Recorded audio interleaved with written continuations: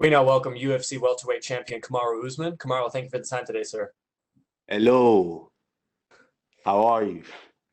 We're doing great. Thank you, sir. We will take the first set of questions from Gabriel Gonzalez with Cape Side Press. How are you? I am wonderful. How are you? Doing well, sir. Thank you. Kamaru, I wanted to ask you something. You brought it up on the embedded. You talked about, it's weird how much your career has resembled Rashad Evans, Ultimate Fighter winner, champion, etc. I did want to ask you, there's a lot of talk about the return of the Ultimate Fighter. Being a coach, you've worked with some great coaches, you've had great teams and teammates. Would you be interested in possibly filling that role in your career, trying to be a Ultimate Fighter coach? Absolutely. I mean the stage is kind of set for me to do that. Um, and I think there's no time better than now to be able to do that. Um, I've proven myself as a champion. And this is what some of the greatest seasons of the Ultimate Fighters are when those proven champions are able to step in there against a foe and go out there and deliver in helping some of the newer generations and newer fighters crack into the UFC. So absolutely, I think the stage is kind of set for me. The opponent is I'll let the people decide who they want to see with that. You've got the loudmouth guy that runs around saying he's Jesus, that he can baptize anybody. We could do that, or we can have the other guy that I broke his face again. So either one, the stage is set. It's up for the people to decide. I know the pandemic and then injuries, made it hard for you to kind of stay active a bit in 2020.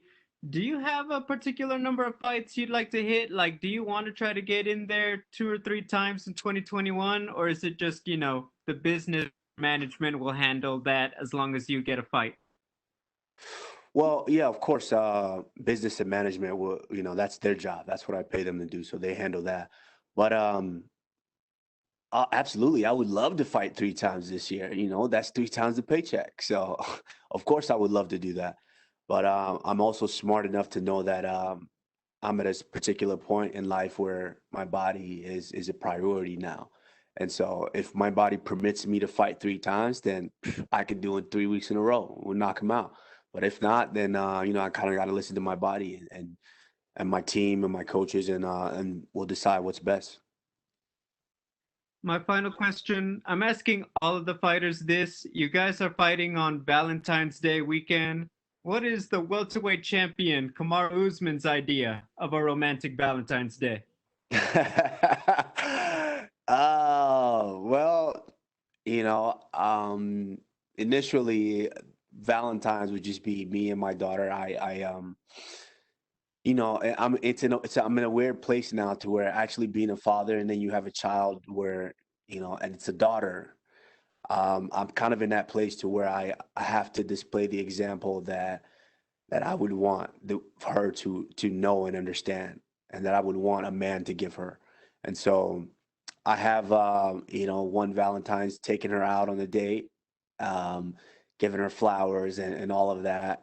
Um, and so, yeah, that's kind of my idea is just, of course, every day should be a day you let them know that they're appreciated. But Valentine's just kind of, it's what everyone's doing. It's a designated day for you to show a little extra appreciation for them. So I've already put something in the mail for my daughter. Hopefully, she receives it tomorrow or Saturday.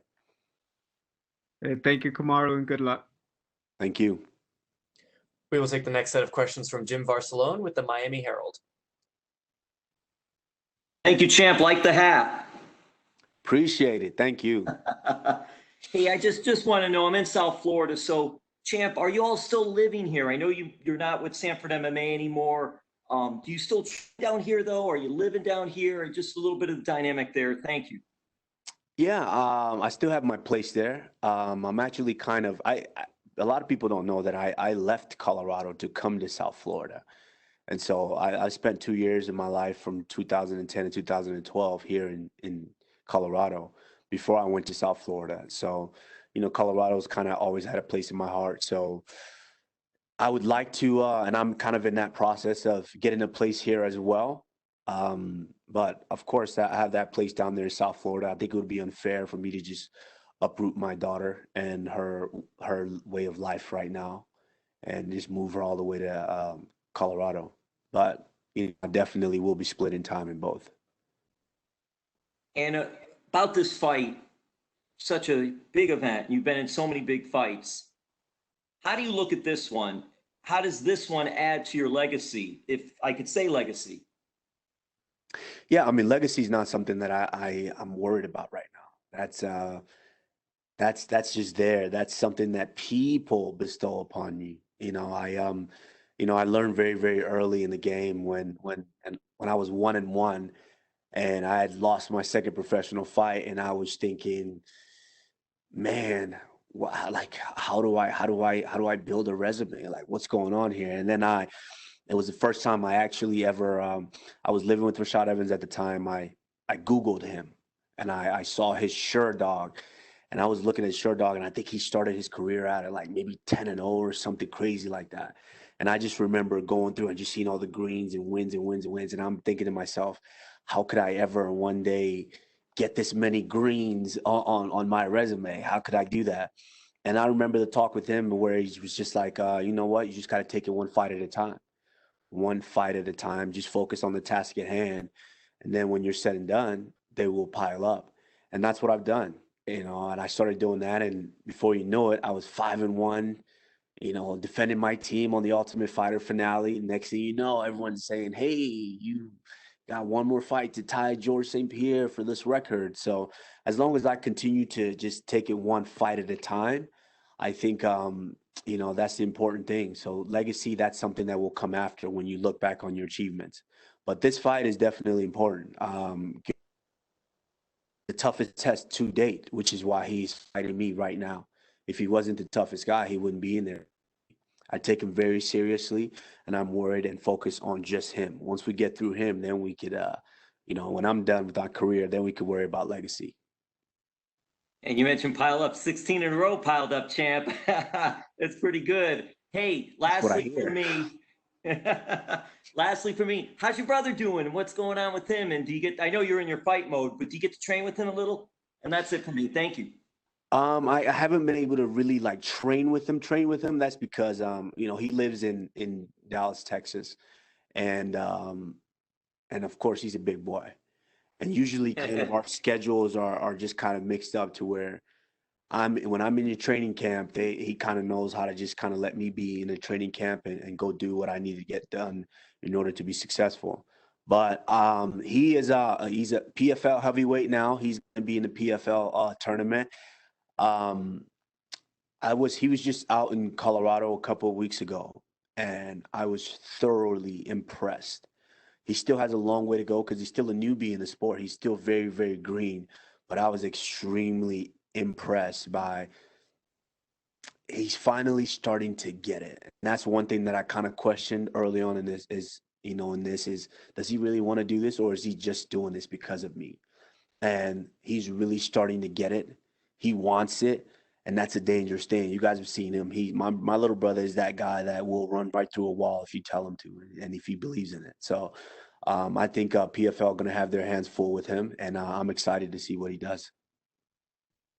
Thank you, champ. Thank you. We will take the next set of questions from Alistair Bishop with MMA Republic. Kamaru, how are you, sir? I'm wonderful. How are you? Fantastic. Thank you very much. I know this narrative between two teammates and former training partners has been played out quite a lot, and I'm sure you're pretty tired of answering the question. But what, if anything, has surprised you the most between yourself moving and what's being said by Gilbert Burns? I wouldn't say that I'm surprised by a lot of it because you have to expect that from when someone calls you out and says, hey, I want to challenge you. You have to expect that they're going to say and do whatever is possible and necessary for them to form that belief in themselves that they can get the job done. I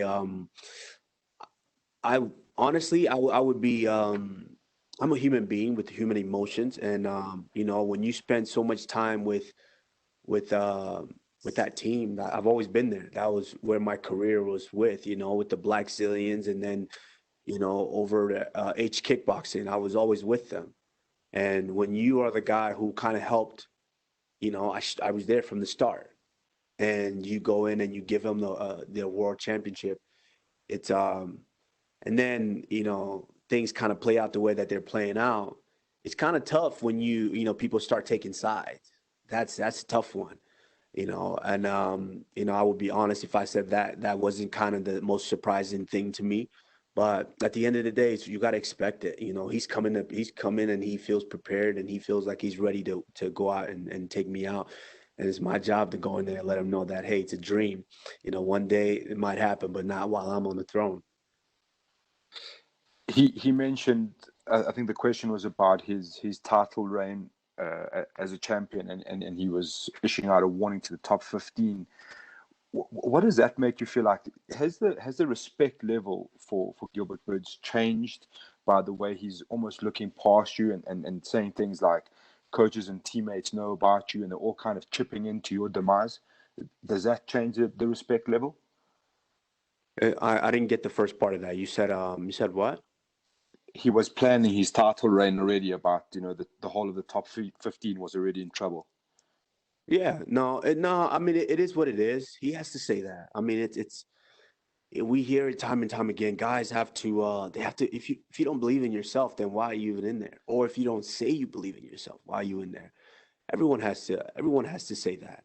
I'm sure Kobe Covington was planning his title reign as well. I'm sure Tyron Woodley wanted to continue his title reign. And I'm sure Jorge Masvidal, the Street Judas or Street Jesus, whatever they call him, I'm sure he was planning a title reign, fighting this guy and that guy and all of this. They all plan that. It is what it is. At the end of the day, all I can do is worry about myself and the things that I can control going into the fight. And as long as I've done that, then the outcome should be what it should be.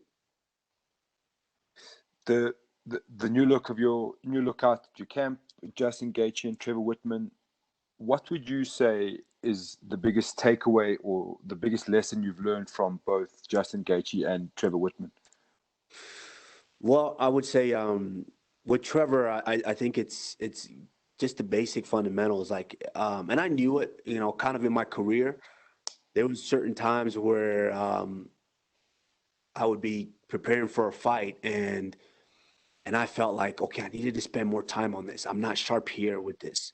Like my footwork is not there. My balance is not there. I'm not sharp there. But I'm on a team with 40, 50 guys, and the coaches are gone every other weekend training and coaching other guys. So I kind of have to be the one to do the best that I can to bridge that gap on my own. And now kind of getting back to those basics. I mean, at the end of the day, everyone's kind of hit a heavy bag. Everyone knows how to hit hard. We all know that. I have punching power. He has punching power. But it's those fine details of, okay, this is you step here, and this is why you step here. You throw the punch here. This is why you exhale. And this is why you squeeze your stomach. This is why you pull in tight. This is why the guard is up. This is why we roll with this. Just those fine details, I think, are what then starts to separate the good from the great. It's just learning those small details. And it was very tough to get those details on a team with 40, 50 guys with maybe 4 coaches, and the coaches are gone every other weekend. And so I would say, yeah, that's kind of been the biggest key of is getting that attention and being able to work on those details.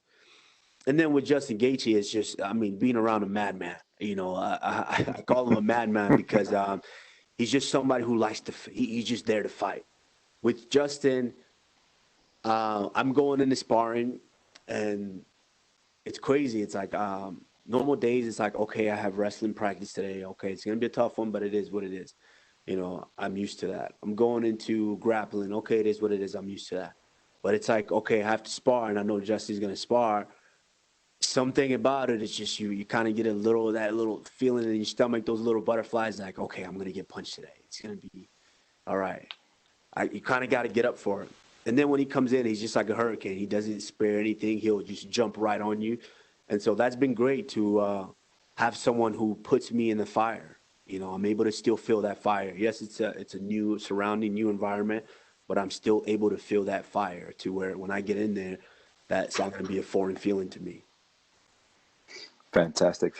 Kamaru, obviously from South Africa, there's a lot of talk about the African UFC, and we're all campaigning really hard to make that a reality, hopefully, when all this COVID stuff is over and then the world returns to normal. How do you envision a Africa UFC event, and how far do you think we are away from it? Honestly, I don't think we're far at all. I think the tough thing is just, the higher ups and the execs just, are able to say, okay, we're gonna do whatever it takes to make it happen.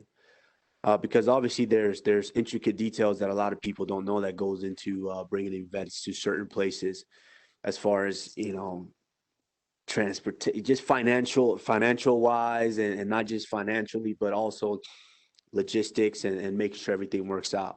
There's a couple of countries down in the continent of Africa who are definitely capable of being able to host and make this thing come to fruition.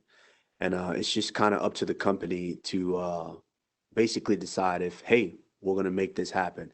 Because sooner than later, we're about to have three African-born champions, all holding belts. So I mean, we're gonna have to make something happen sooner or later, and I envision that just being one of the most memorable and massive events that this company has ever seen. Fantastic. There's definitely going to be a couple of young Africans and especially South Africans listening and watching this. So, a two-part question: what would you say to those youngsters in pursuit of their dreams, and a message to those African fans? No, my biggest message is always been is, I'm an African-born child. I came from there. I was born there and I was raised there for a while until I moved over here to the States, and my roots are very strong from there, very deep. I remember my time there very, very vividly and very well. And one of those things is when you're growing up and the country is kind of the way it is, certain countries, it's tough to see yourself out of that situation. It's tough to ever see yourself like we had a well. We had to go out and get fresh water, boil the water in order to be able to have stuff to cook for the day and take care of ourselves on a daily. And this is what I come from. And I know this is what a majority of some African kids are going through and living in right now. And for me, being that symbol of hope that, just because this is a situation that you're in right now, this is not necessarily where you're going to end up. Nobody knows tomorrow. My story is living proof of that. And Israel Adesanya is living proof of that. And of course, Francis Ngannou is living proof of that. And so it's just that message that let all my Africans, and not just Africans, but people all over the world know that, your situation, your circumstances today are not always where God has designed for you to end up. Inspiring. Thank you very much. So best of luck. And as always, Africa is behind you. Thank you. I appreciate that. We will take the next set of questions from Fabricio Souza with Diario Claren. Hi, Kamaru from Argentina. Hola, my friend. How are you? Hola. Sorry for my bad English, Kamaru.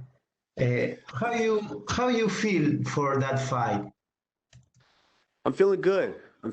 Of course, the narrative is I'm finding someone that I'm familiar with, but at the end of the day, I'm feeling good. I woke up this morning and it became a lot more real, with the when you start starving, it's like, why am I starving? And so it becomes real for you. So, yeah, I feel good. And I'm just to get this weight off and get the show on the road. Yes. Is Durinho Burns the most dangerous fighter in the division for you? I ask because of his grappling first, your grappling level first, and he knows you very well. Absolutely. Right now, he is the most dangerous guy in the division. Absolutely. One, because there's that element of he's felt me before, you know. Obviously, it was in training, but he's felt me before, and he has an idea of kind of the way that I move. Excuse me. It's okay. It's my mom. Oh, She would you call me say to do the interview. But it's hold on one second. She's gonna be mad. don't hold your Hey mom. mom, madam, I'm doing an interview right now. You called me right in the middle of a media day. Are you okay? Everything okay? My mom. Every now and again, she'll just call and give The, somebody the, a prayer. the mama, the moms are all already in the life. Yes. And so, yeah, I mean, with Gilbert, yes, he's absolutely the most dangerous guy right now because, yeah, he's felt me before, and then of course he's on a streak. He's got that ultra confidence right now that he's the guy, But as far as skill wise, just because it's not just because he's grappling. I faced Damian Maia is probably the most dangerous grappler we've ever seen in the sport of MMA. Mm. I faced Sergio Moraes, another incredible grappler. And so it's not just he's not dangerous just because of his grappling. He's dangerous because he's felt me before and he's got that ultra confidence that he can do this. And so it's my job to go in and let him know that it's not his time yet. Okay, you say that in case of your win this fight, you are not clear who will be the next in the division. Do you see yourself moving up the a division in the future? Um, if after not if after I win this fight, I do think because I don't like the narrative of how these guys. I believe in in my last fight, these guys hopped into a perfect scenario and a perfect excuse for them, and which was the only way they took the fight. We tried to make that fight 3 times before, and they didn't. They didn't accept the fight. So when it was on 6 days notice to where they had a built-in excuse to, hey, let's just take the fight, and even if when we do lose, we have a built-in excuse.